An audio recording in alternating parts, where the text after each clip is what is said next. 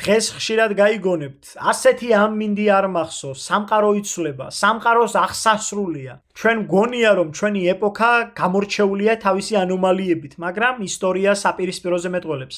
ბუნება ყოველთვის იყო ჩვენზე ძლიერი, უფრო არაპროგნოზირებადი და ხშირად გაცილებით სასტიკიც. წარსულში სტიქიები მთელს ცივილიზაციებს ცვლიდა, უბრალოდ მაშინ არ არსებობდა სოციალური ქსელები, რომ ეს ყველაფერი ლაივში ენახათ. წარმოიდგინეთ, რომ იღვიძებთ ივნისის დილას, ფანჯარაში იხედებით და მწვანე ბალახის ნაცვლად თოვლის თეთრ საბურველს ხედავთ. ეს არ არის ფანტასტიკური ფილმის სცენარი, ეს 1816 წელია, დრო, როცა სამყარო მართლა ამოტრიალდა. 1815 წლის აპრილში ინდონეზიაში ვულკანი ტამბორა ისეთი ძალით ამოიფრქვა, რომელიც ბოლო 1300 წლის განმავლობაში არავის ენახა. ატმოსფეროში ტონობით გოგირდის დიოქსიდი და ფერფლი გაიტყორცნა. ეს ნაწილაკები დედამიწას გარშემო ერტყა და შექმნა გიგანტური ფილტრი, რომელმაც მზის სხივები კოსმოსში აირეკლა.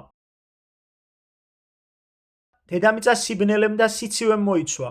ამერიკის შეერთებულ შტატებსა და ევროპაში ივნისში თოვლის ქარბუქი მძვინვარებდა, ხოლო აგვისტოში, როცა ხალხი მოსავალს ელოდა, ტემპერატურა 0-ს ქვემოთ ეცემოდა. ყინვამ ყველაფერი გაანადგურა, რამაც საშინელი შიმშილობა გამოიწვია. ადამიანები სასოწარკვეთაში იყვნენ, მათ ეგონათ, რომ სამყაროს აღსასრული დადგა.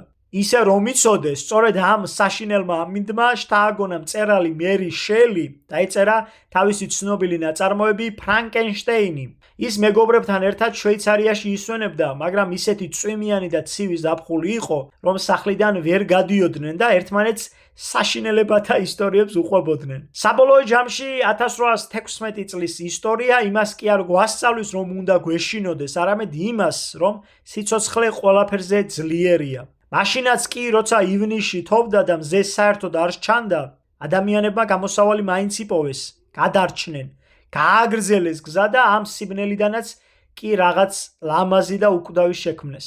ასე რომ, როცა გარეთ ამინდი ისევ აირევა და ვიფიქრებთ, რომ სამყარო იცვლება, უბრალოდ გვახსოვდეს, ეს დედამიწის ბუნებრივი რიტმია.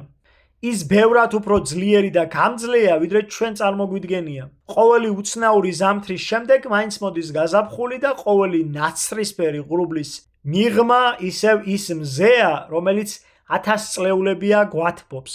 ჩვენი სამყარო არ იკარგება, ის უბრალოდ გვაჩვენებს თუ რამდენად დიდებული და ამოუცნობია. თავარია ამ დიდ ცვლილებებში ერთმანეთი და ის იმედი არ დავკარგოთ, რომ ხვალინდელი დილა აუცილებლად უფრო თბილი და მზიანი იქნება. უფალმა გაგახაროთ და გაგაძლიეროთ, ყველაფერი კარგად იქნება, არ ინერვიულოთ.